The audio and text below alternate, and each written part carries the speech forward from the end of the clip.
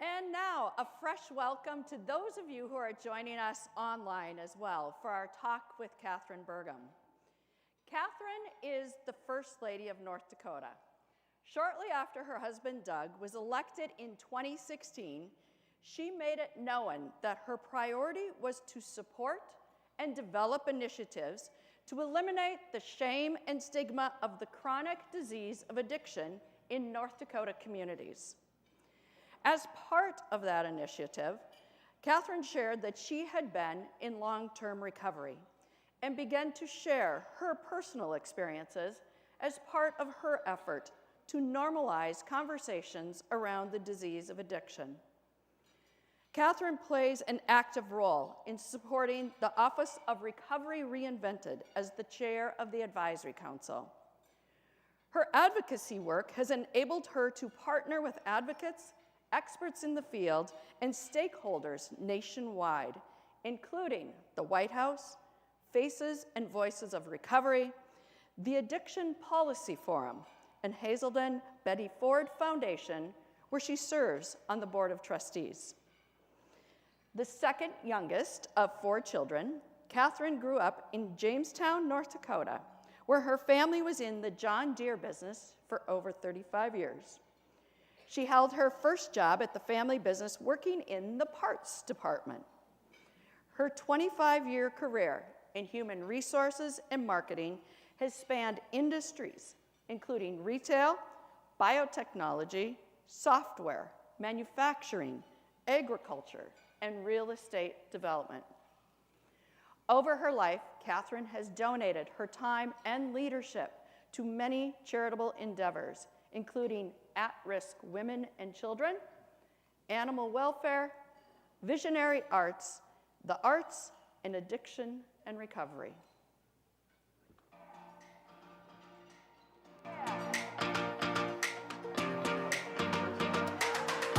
By being here today, you're joining a community of people who understand the power of recovery to transform and save lives. Today, we create space and lift up the faces and voices and stories of recovery to remind us to keep believing that we can make a difference.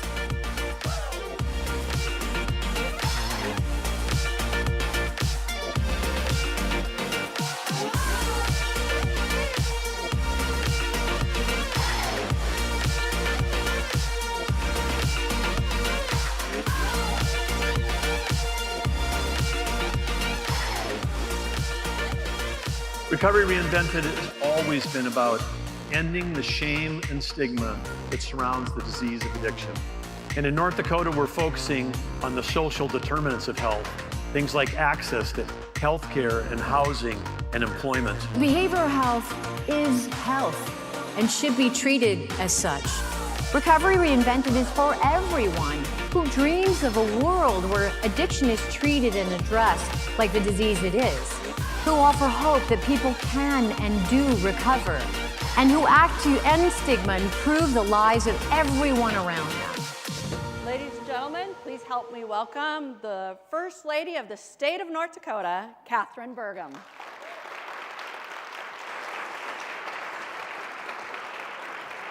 Thank you.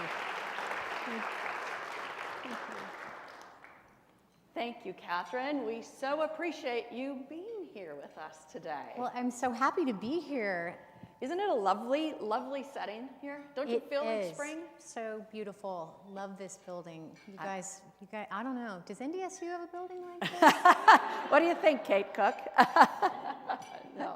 Well, we appreciate you being here to celebrate Women for Philanthropy, but to have this very important conversation about addiction and recovery. So, Kathryn, why don't you just tell us about your emphasis on eliminating the stigma of addiction, and what are some of the ways that you have approached that in North Dakota?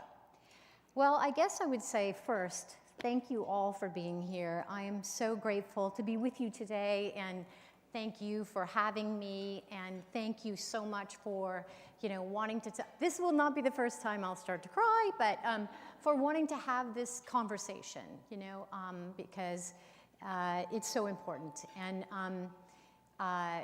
So I guess what I'm doing is just trying to face it head on, because, and by being a face and voice of recovery, because shame and stigma has affected me, you know, for a huge part of my life.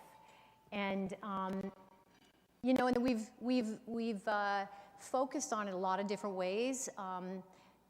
The governor and I, you know, one of the things we've done is we've got this movement called Recovery Reinvented, which we'll talk about a little bit more.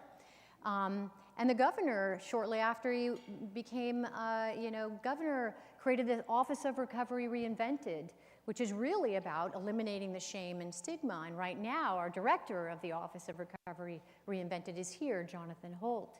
And he's fantastic. Let's give him a...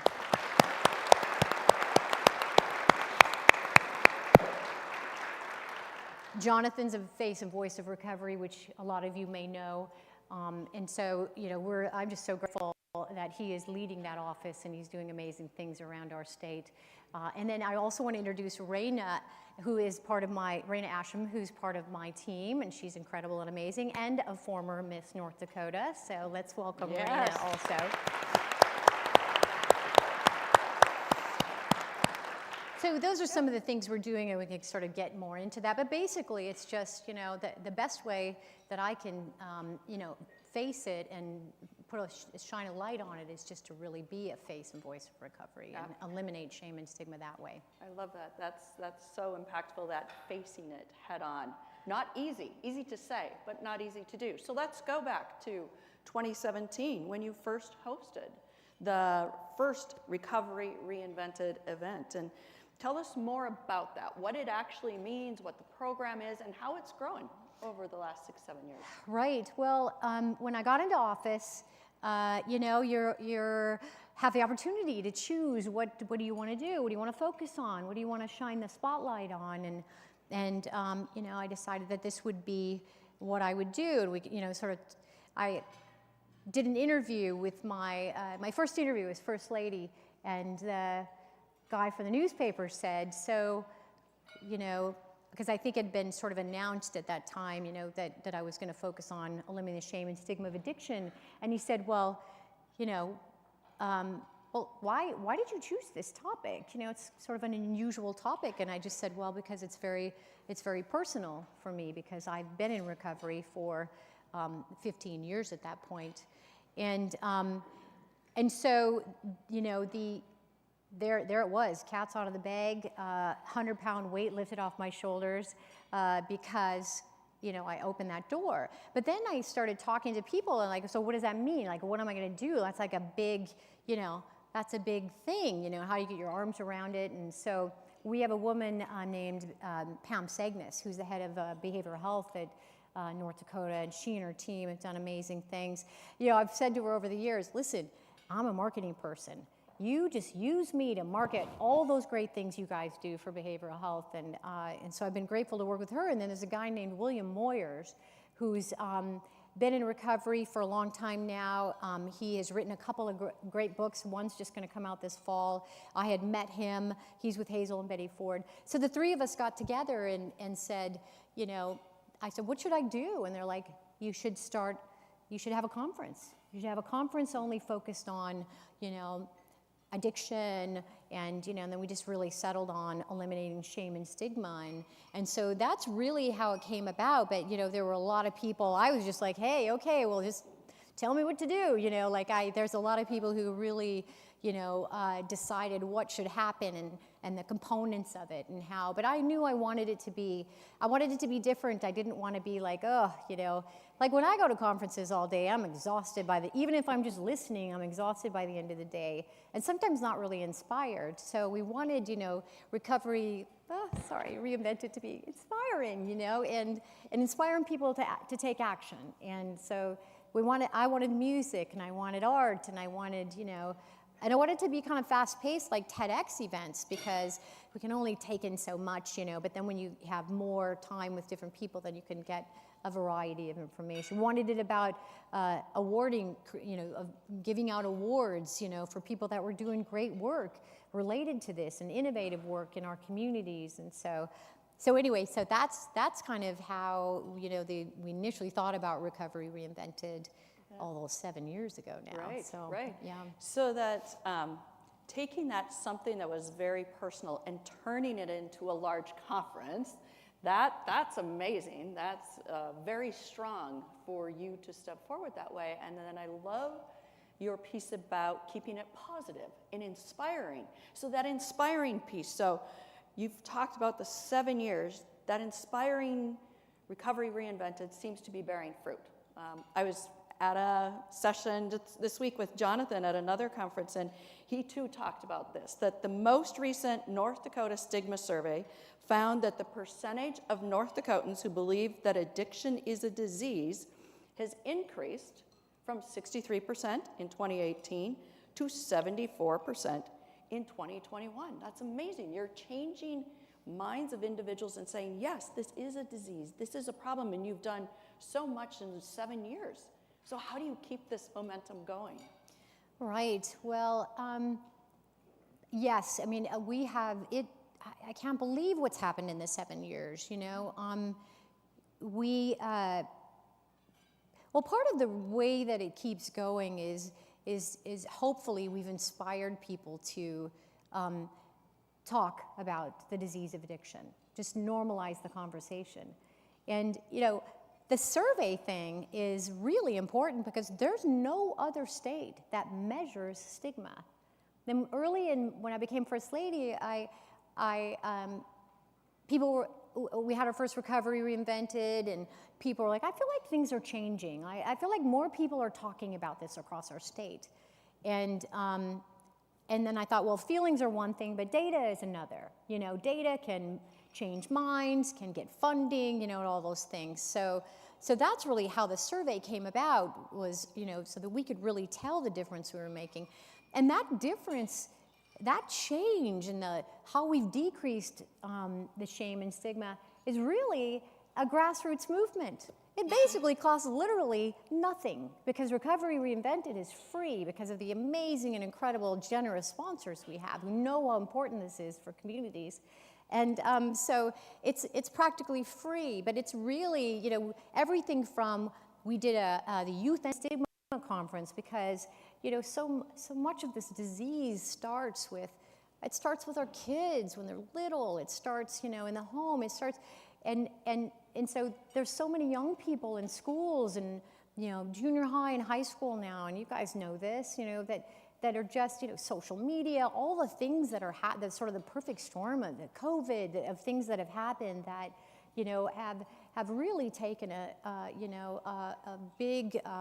really impacted youth in a lot of ways, and, you know, higher suicide rates and everything. So we sort of said, what could we do to help more people in schools? And so it was a Youth Ending Stigma Challenge that we did, where we gave, you know, youth $1,000, you know, a grant for schools if they wrote an application, said, here's what we're going to do in our school.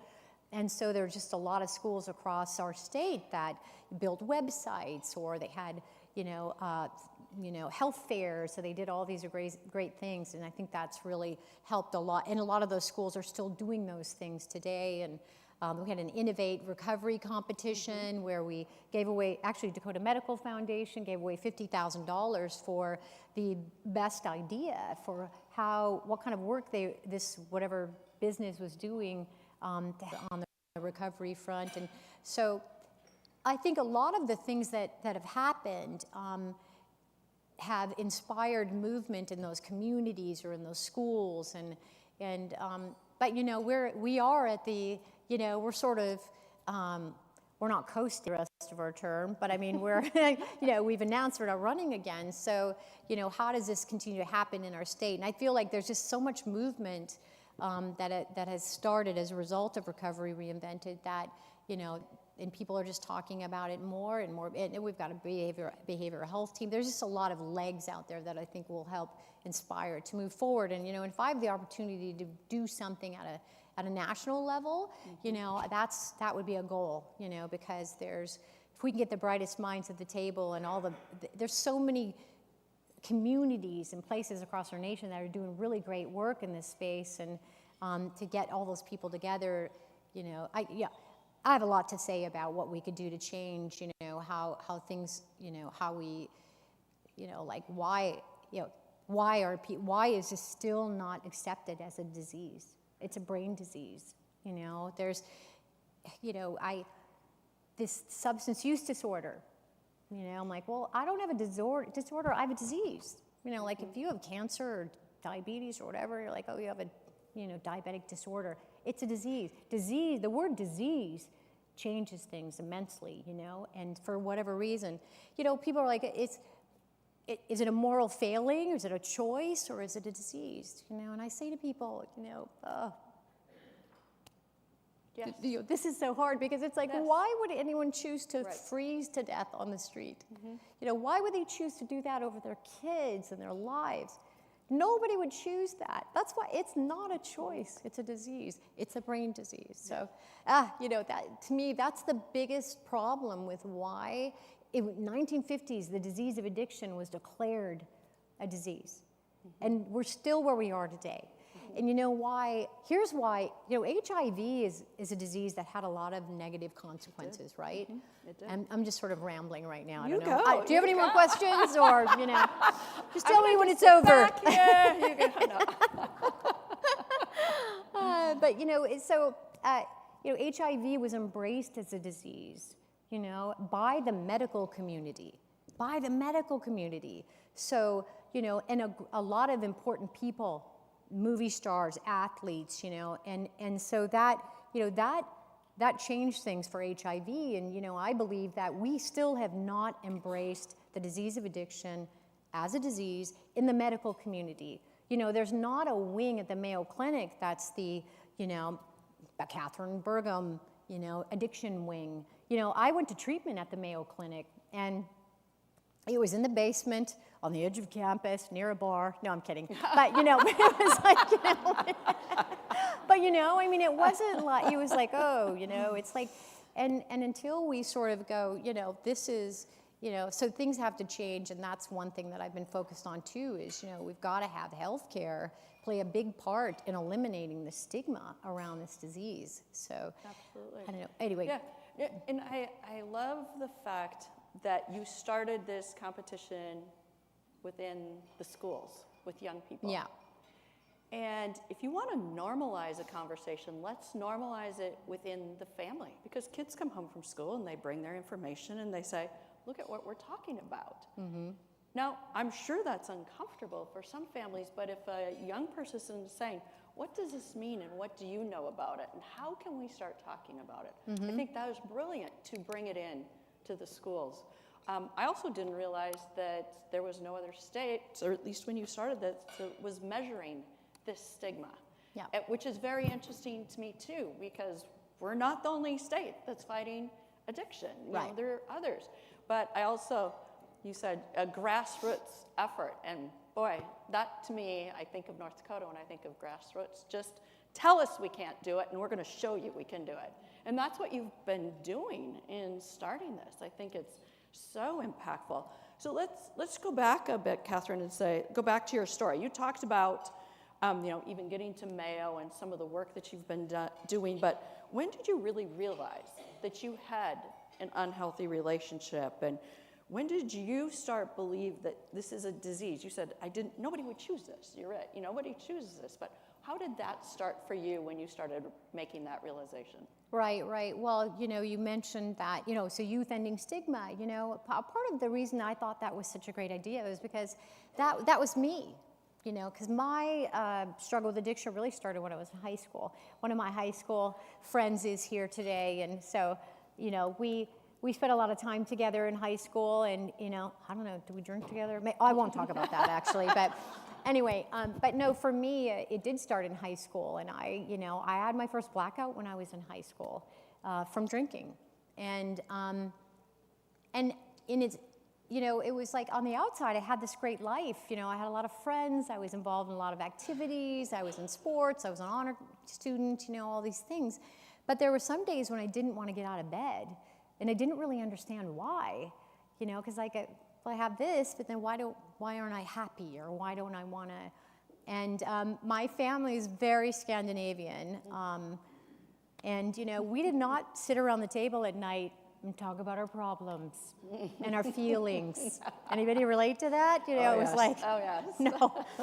And you know, and the other thing was, you know, my parents were raised, you know, and as I was raised, the kids are meant to be seen and not heard.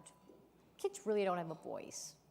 Kids really don't have the opportunity to be angry or cry or be happy or joyous or whatever. Like, you sit on the couch and don't say anything, and, you know, hopefully you make it through high school and we never see you again. I don't know, but, you know.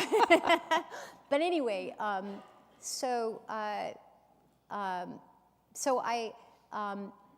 for me, that's, you know, when you know, it started for me when I was in high school. And just, you know, recently I've been learning more about inner child stuff. You know, anybody, you know anything about inner child stuff? Yeah.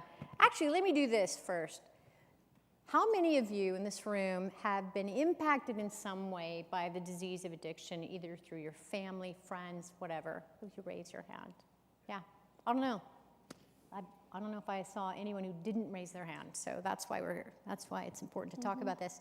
But anyway, so anyway, we didn't have help in high schools other than fill out this survey and I'll help you figure out where you want to go to college.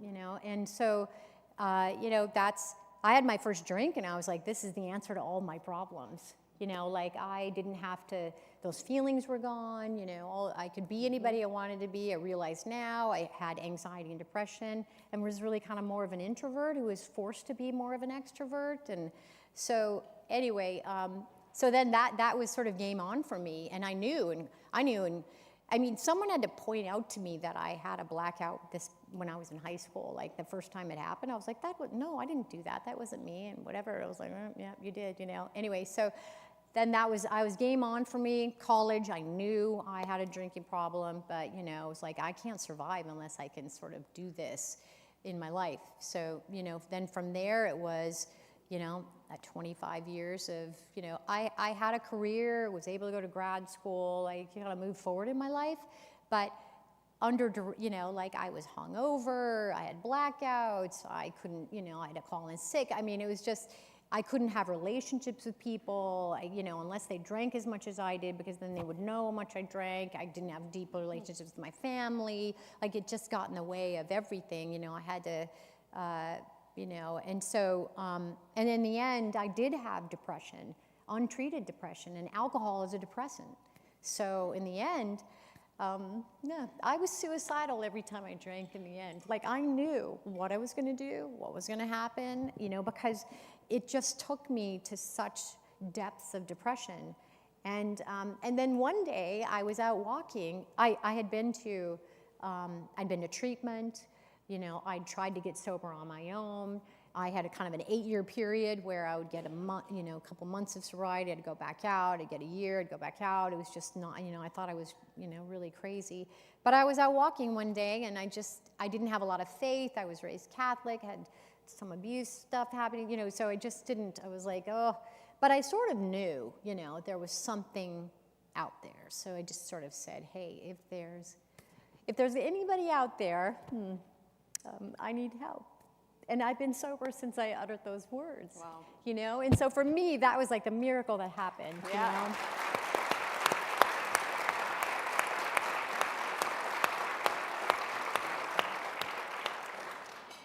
So you talk about, you know, you'd get to a point and it's like, okay, I'm going to quit today. And then something else I would quit today.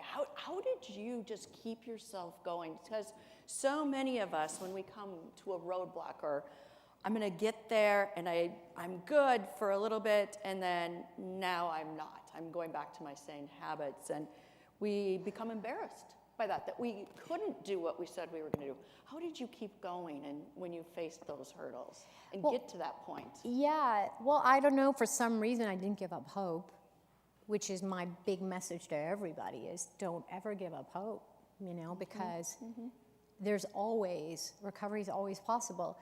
But I think because there was this side of me that could accomplish anything, any goal I wanted to do. You know, I wanted to get an MBA, I wanted to do this, I'd want this job, whatever, I could do that. But then I couldn't do this, you know. So I didn't want to give up, but I didn't want to you know, I also didn't want to go down that path where I wasn't here anymore. I'd be sober and I'd be like, oh my God, thank God, you know, I didn't, because that wasn't what I wanted, you know? So I, you know, that was a driver for me to have this life, even though I couldn't really imagine, like, oh my God, my life is going to be over, you know, like who can survive without drinking, you know, like what a boring life, you know, like, you know, and then instead it, you know, here I am today, never thought I'd be, you know, doing this, you know, first lady, whatever, like, it's like you never know what's just going to show up in your life, so, yeah. Not a boring life, you have an impactful life, right? Very impactful life, and I mean, even, so you made this comment early on, I just have to laugh because you said, you know, you're not running again. You know, some may think you're coasting. Coasting and Burgums, that doesn't go together. That didn't fit in my wheelhouse at all. So let's go to when your husband, Governor Burgum, had the presidential run. Both of you. It's a together decision. And you had the chance to take this message to the nation. What was that like, and what did you learn about advocacy work in national spectrum? Right. Well, I just want to say one thing. First, he came home and said, I'm thinking about getting in the governor's race. And I was like, what?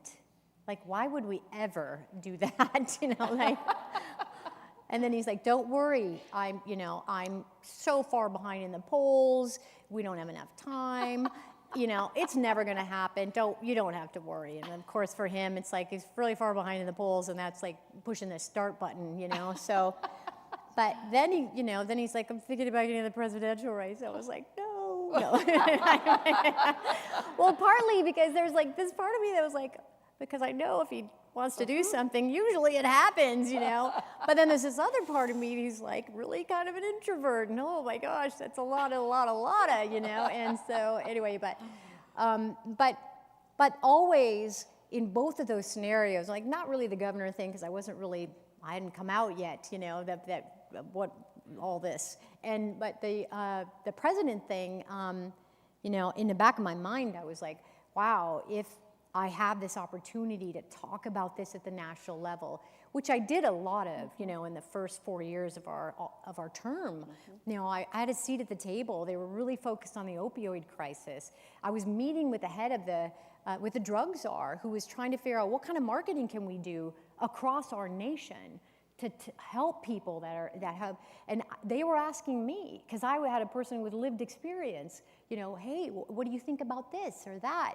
You know, I was meeting with the Surgeon General, the CDC, you know. I said to the CDC, you guys are the surveillance team. You need to start measuring stigma across the nation. You know, they had on their website, you know, for HIV, they had all this information about shame and stigma on their website.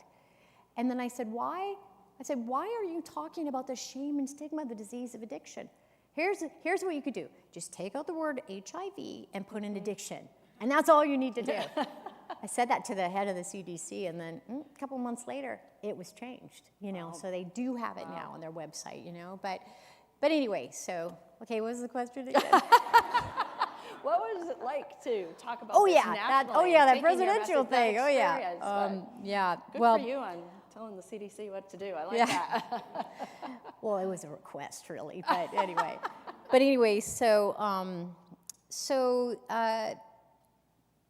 what happened was, you know, in the work that we were doing, you know, in the first kind of 4 years, people would come up after events and they would say, kind of quietly, or pull me aside and say, you know, hey, I'm struggling, or have a family member, and you know, and I'm always like, hey, you know, call me, you know, give people my number, you know, get us on Facebook or whatever. But during the presidential campaign, it was heartbreaking because everybody who came up to us had lost someone. They died. You know, these young people taking Adderall in college, you know, that are laced with fentanyl. Like, they weren't just like, I'm struggling. They're like, somebody died, you know, which is where we are now, you know, with this fentanyl, with synthetic fentanyl and synthetic meth.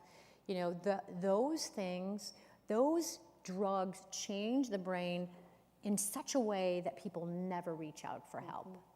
You know, and there's been some great articles written about this, that, you know, we're going to have to change our criminal justice system in our jails to become recovery opportunities, because that's the only intervention you may have to save people's lives.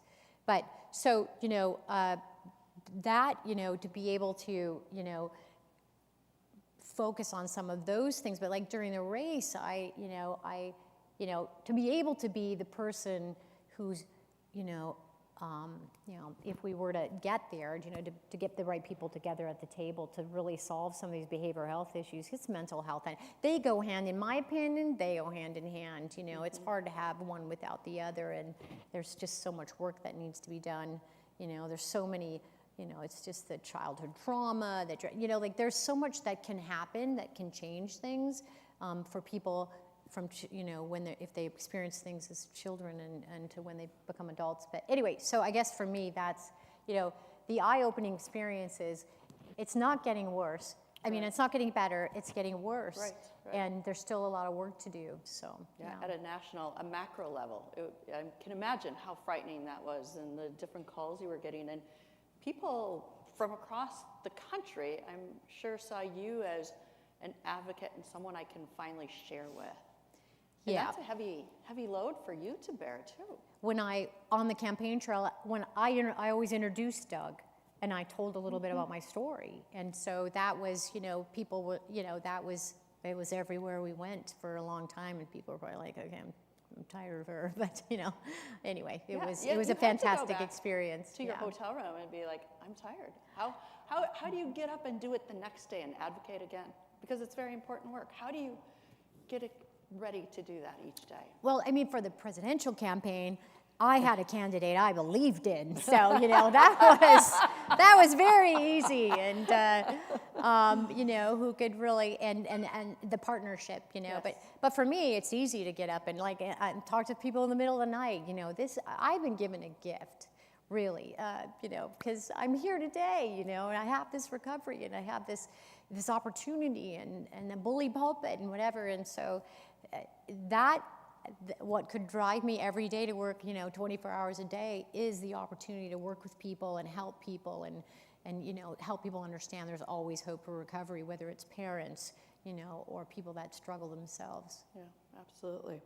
So let's switch just a little bit here, Kathryn. So you and Doug give so much of your time to this cause, but I know that you are a very charitable couple in general. And you have given of your time, your talents, and your treasure. Can you talk to our guests about what is your personal philosophy on philanthropy? Yeah, I could do that, but I want to do just a little pivot here before we do that. Absolutely. When you were asking about, what, a little bit about Recovery Reinvented, I just want to recognize someone who's in the audience here. And her name is Dr. Monica Mayer, who, would you mind standing? So this is Councilwoman Dr. Monica Mayer from MHA. She's a graduate of UND. You guys may know her, and UND Medical School.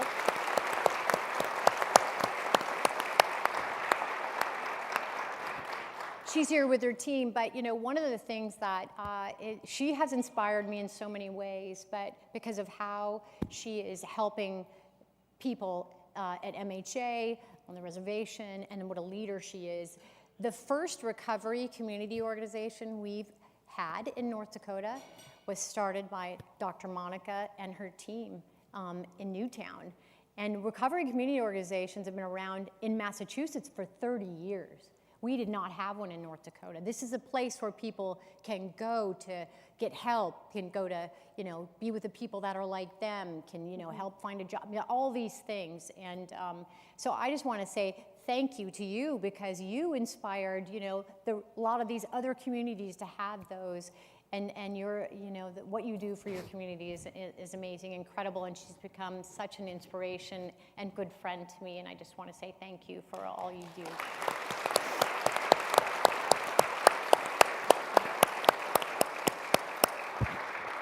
So I have to tell you, Dr. Mayer, we're so happy you could be here. Did you realize that she will be receiving our Sue Award for Distinguished Achievement and Leadership at Homecoming on September 26th? So we will celebrate her.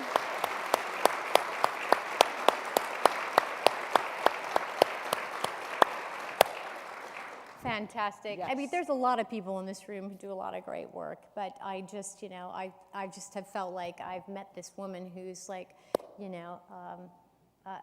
such an amazing person in her community, and I've been able to speak at the high schools, and those young people come up to me and they're like talking about, I don't know what to do, and both my parents struggle, and I'm like, you've got this place to go. It's called The Door. You've got this place in your community, and anyway, so fantastic. Okay, Yes. so. Your personal philosophy on Oh, yes. philanthropy. Well, yeah. You and Right. the governor. Right. So my team says, hey, you've got this invitation from UND, and they, it's the Women in Philanthropy, and I was like, well, I don't even know what I don't give that much money. Like, I don't really, I try, but I don't, we do, but it's like, because to me it was all about the money. It wasn't about, but there's a lot. Oh yeah, there's, time and talent, and all these other things. But I always think that way, that it's about,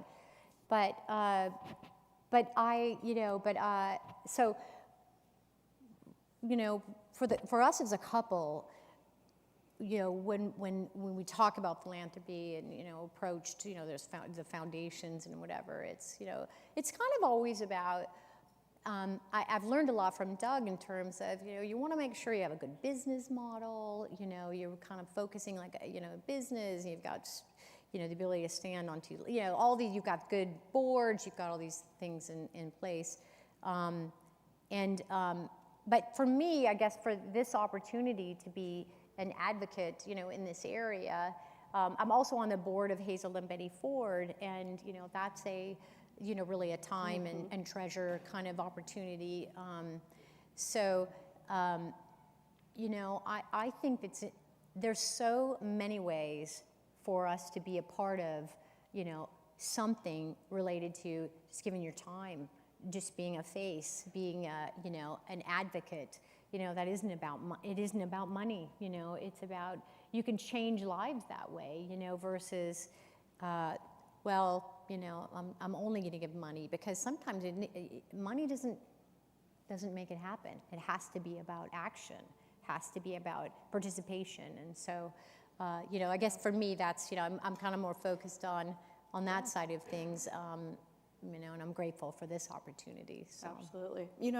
As women, we may not always feel comfortable talking about weighty issues, like addiction or like philanthropy. How can we come together to feel comfortable having these conversations with one another? How do we start that? How do we get better at it? I feel like just in general, our nation we're just at a place where it's just hard for us to listen to each other without judgment. It's just hard. It's social media, it's this, it's that. It's hard. It's really hard too for us as women. There's probably a lot of you that can't relate to this at all, but my sister is here, who's amazing, incredible, one of my biggest supporters, Julie.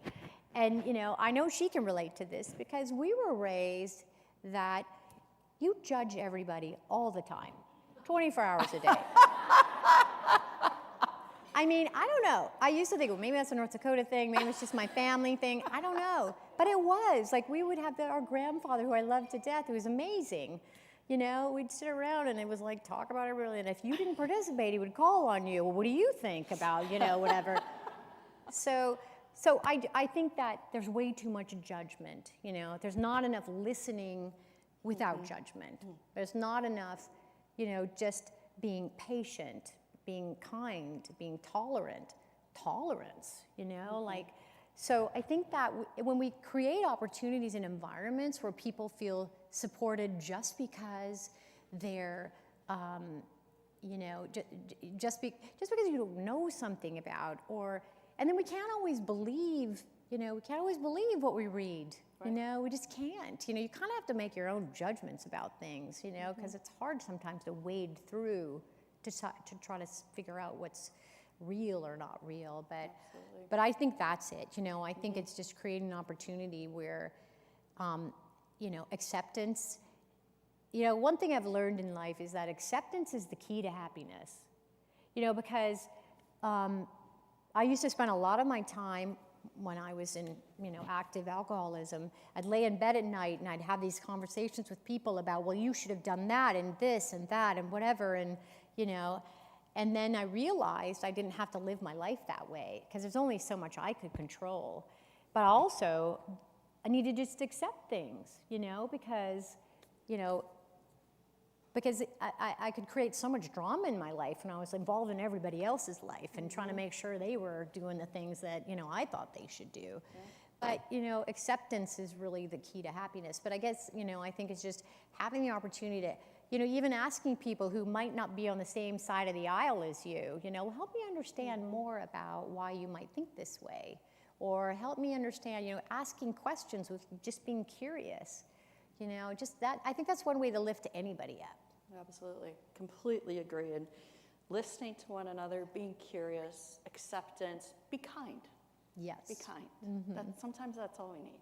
Yes. So one last question for you, Kathryn. I can't believe how quickly the time has gone. Asking you for some advice. What is the ultimate message to someone in recovery or just coming to the realization that they want help? What would you tell them? Yeah, I get that question from people, people in work environments, somebody might be managing somebody. To be honest with you, I had to tell the first time I really reached out for help was at work. I had to ask my boss if she would go to lunch with me, and she said, yes, and then I knew I was going to tell her I needed to go to treatment. And I was at lunch with her, and I was crying, and I just couldn't even look at her because I had so much shame. And she, I was like, okay, this is, tell her everything, and I'm like, oh, I got to look up at her. I looked up at her, and she had tears in her eyes, and she's like, okay, let's do this, and so, the opportunity to have that conversation, was super helpful.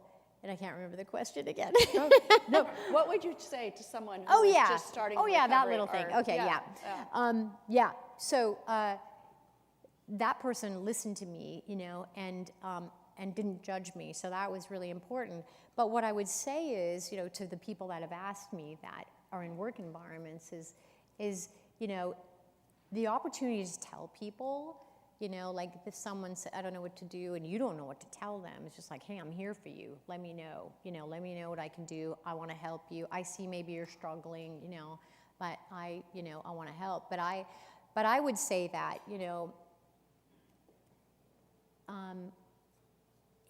the shame keeps us from reaching out for help. But, the person that you are going to reach out to help from, that you think might be judging you, might have the same thing going on in their life, might have the same struggles, and there's so many places to reach. Like in North Dakota, we've got a lot of places to reach out to now, and you just have to have the courage, because the one thing that is almost incomprehensible is you cannot believe where your life would go or can go, like how, because you can't, you're so far down that hole. And I mean, I see Jonathan over there, and Jonathan knows what that, you're so far down that you just can't, you're like, I just got to keep going in this direction. And then, but having the courage to reach out is, the best thing you can do. And, and no matter how, it's, I don't know. I remember late at night pulling out the yellow pages, after I was coming home from the bar or something. Okay, I really need to go to treatment tomorrow, so where am I going to go? But I, and just would never do it. But, but if you have someone in your life that is struggling, that's not going to ask for help, then just being that person who could be there for them and just say, hey, I just feel like maybe you need a friend, I'm here for you. It's just really people having the courage to reach out, but also for those of you that have people in your lives, just letting them know that you're there for them if they ever need a friend or, need help. And then sometimes that's all it takes. Then you might have people say, well, I need help finding treatment, or we get calls, we were just talking about that, we get calls at the governor's office, and, they'll refer those over to First Lady's office. Jonathan's talking to people, over 100 and how many, 50 people already you've been talking to that they just call and say, I don't know what to do, I don't know where to go, and we just, help them that way. But there's always hope for recovery. There's always, and I'm just going to keep working hard to make sure that people understand this is a disease. It's like reaching out for help for diabetes or, heart disease or, cancer or whatever. I mean, so we could just never give up hope that there's always hope for recovery. Never give up hope. I'm sorry you had to suffer, that you continue to suffer with this disease. We all know it's a disease that you can try and manage it, but it's always there. So I am sorry that you have this disease of addiction. I am so proud of you for talking about it, and so thankful for what you're doing for individuals, but our state as a whole. You have made us all better. Oh. Thank you so much for being here today. Thank you. Thank you. Oh. Thank you.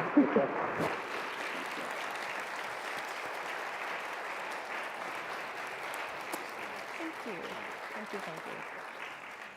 She is amazing. She is inspirational, and her advocacy work is so important. So thank you so much. So my challenge to all of you is to find the passion that will allow you to give back to your community in whatever way that means to you. It doesn't have to be through the monetary gifts. It can be through sharing your time and your talent. Anne Frank wrote in her diary a passage that I think is very fitting to this discussion. She wrote, "How wonderful that nobody need wait a single moment to improve our world," end quote. There are 3 simple things that we can do right now to make this world a better place, whether it's picking up litter, whether it's donating blood, or making a donation to a food bank. Here at the Alumni Association and Foundation, our focus is obviously on education. We believe that anyone who wants to go to college should have that opportunity, that a degree, especially one from the University of North Dakota, can have a transformative impact on a person's life. We are lucky every day to be able to work with alumni and friends who are so supportive of this university and its students. It is a blessing for us to be able to help put their passion into action. In my role, I spend a lot of time on the road, and so I get a fair amount of reading or actually listening time. I'm a big Audible fan. And I recently listened to, and this is interesting based on, Kathryn, your comment about acceptance is the key to happiness. This book I recently listened to was called The Happiest Man on Earth: The Beautiful Life of an Auschwitz Survivor by Eddie Jaku. Despite enduring the horrors of the Holocaust as a young man, Eddie vowed to smile every day. And at the age of 100, he published a book in which he reflects on the power of gratitude, tolerance, and kindness. He lived by the mantra that life can be beautiful if you make it beautiful. So I bring up Eddie Jaku as a tie to a small gift we have for all of our in-person guests. On the table, you will find a potted succulent for you to take home. Eddie's book is so powerful and full of wisdom, but one quote really stuck with me, and it is this: "A field is empty, but if you put in the effort to grow something, then you will have a garden." And that's life. Give something, something will come back. Give nothing, nothing will come back. To grow a flower is a miracle. It means you can grow more. Remember that a flower is not just a flower, it is a start of the whole garden. Your philanthropic journey can start with just one seed.